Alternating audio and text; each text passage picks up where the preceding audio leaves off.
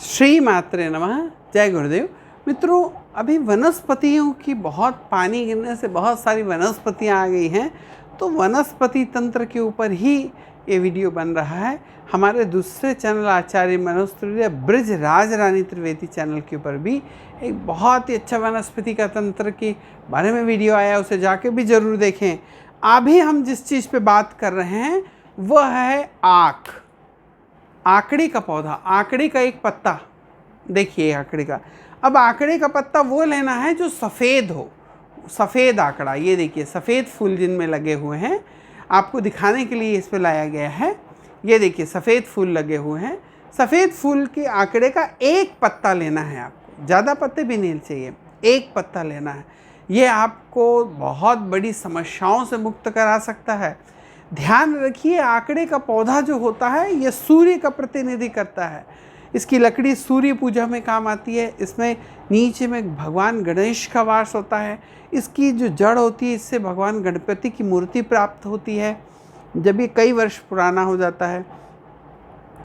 इसकी महिमा तो क्या ही बताएं, अनंत है इसकी महिमा। और लेकिन ये हमारे यहाँ से हमारी कोई समझ, जैसे हम निर्धन हो गए हैं, हमारे पास धन की कमी हो गई है, दरिद्री आ गई है, हमारे घर में कलह हो रही है, लड़ाई झगड़े हो रहे हैं, और किसी प्रकार का समस्या बीमारी है, ये हमारे शत्रु हमारे बढ़ गए हैं, उसके लिए ये प्रयोग रामबाण है, रामबाण प्रयोग है। अब इस प्रयोग को आपको करना कब है? इस प्रयोग को आपको अमावस या तो रविवार, संडे के दिन, रविवार के दिन कर सकते हैं, या तो अमावस के दिन करें। अब इस पे हमको करना क्या है भाई साहब? एक पत्ता आपको चाहिए इसका। इसके ऊपर में अगर आप चाहते हैं कि ऋण, आपका ऋण आपके ऊपर है, तो लाल रंग की स्केच पेन ले लीजिए। लाल रंग की स्केच पेन से इसके ऊपर लिखिए कर्ज, आप कर्ज लिख दीजिए। और अगर आपको स्वास्थ्य संबंधी परेशानी आ रही है तो बीमारी, बीमारी लिख दीजिए। अगर आपके घर में कलह लड़ाई झगड़े हो रहे हैं तो इस पर लिख दीजिए कलह लड़ाई झगड़े। अगर आपके शत्रु बढ़ गए हैं तो उस पर लिखिए शत्रु। और कुछ नहीं लिखना है, बस एक शब्द लिखना है कि किस चीज़ से आप परेशान हैं। उसके बाद में ये जो प्रयोग आपको मैंने बताया, या तो आप रविवार के दिन कर सकते हैं, एक पत्ता तोड़ना है रविवार के दिन, ज़्यादा झाड़ ना तोड़ें, ज़्यादा प्रयोग ना करें, और एक वक्त में एक ही चीज़ का प्रयोग करना है, एक ही पत्ता। और घर में 10 लोग मिलके अलग अलग समस्या का समाधान ना करें, पूरे घर में एक व्यक्ति एक ही बार में इसका प्रयोग करे। हाँ, आपने इस रविवार, इस अमावस आपने एक प्रयोग कर लिया। अब आने वाली नेक्स्ट अमावस में आपको लगता है कि सब कुछ झगड़ा लड़ाई के आपने लिखा था कलह, घर की कलह खत्म, और आपने लिख लिया कि कलह, और कलह इस एक माह के अंदर में अगर कम हो गई है, ख़त्म हो गई है, तो अगर आप चाहते हैं कि फिर से उसको रिपीट करें तो दोबारा आप उसको कलह लिख के, लड़ाई झगड़े लिख के आप इसका प्रयोग कर सकते हैं। और अगर आपकी वो समस्या सॉल्व हो गई तो आप दूसरी समस्या के लिए कर सकते हैं। लेकिन एट ए टाइम एक ही समस्या, ऐसा नहीं है कि पिताजी ने कलह लिख दिया, बेटे ने निर्धनता लिख दिया, वाइफ ने और कुछ लिख दी, इस प्रकार का कुछ नहीं। पूरे घर में एक वक्त में एक ही व्यक्ति करेगा। दूसरी चीज़ आपको क्या चाहिए? मिट्टी कैसे चाहिए परई। इस पर भी एक शर्त है कि ये मिट्टी की परई शनिवार के दिन खरीदी हुई होनी चाहिए, अदर किसी दिन खरीदी हुई नहीं होना चाहिए। देखिए, कोई भी प्रयोग है ना, इनके नियम होते हैं। अगर इन नियमों को अगर आप मानते हैं और नियम को कड़ाई से पालन करते हैं, पूरे श्रद्धा और विश्वास के साथ, कोई भी दिन ले लेंगे हम परई तो क्या होगा, ऐसा नहीं। हर चीज़ की अपनी एक ऊर्जा होती है, उसको घर लाने का एक मुहूर्त होता है, उसमें जब लाते हैं तो सब चीज़ के संयोग बनने लगते हैं।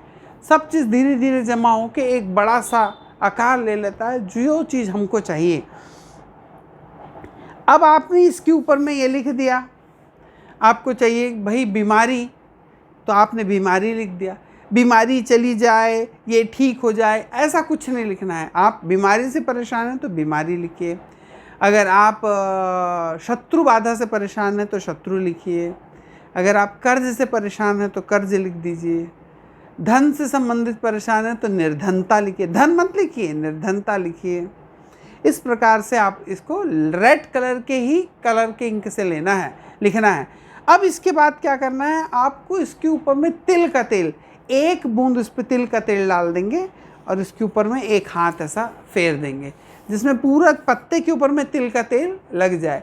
दोनों तरफ नहीं लगाना, एक ही तरफ अगर आप इसको लगा देंगे ऐसा तो भी चलेगा। अब तीसरी चीज़ आपको क्या चाहिए, आपको चाहिए कपूर। आप पहले इसके ऊपर में जो आपने मिट्टी का ये जो बर्तन लिया है, परई जिसको हमारे क्षेत्र में इसको परई बोलते हैं, वो ले लिया आपने। उसके ऊपर आपने इस पत्ते को रख दिया इस प्रकार से। अब उसके ऊपर में और आपने कपूर, ज़्यादा सारा कपूर इसके ऊपर में, इस पत्ते के ऊपर भी आपने कपूर डाल दिया।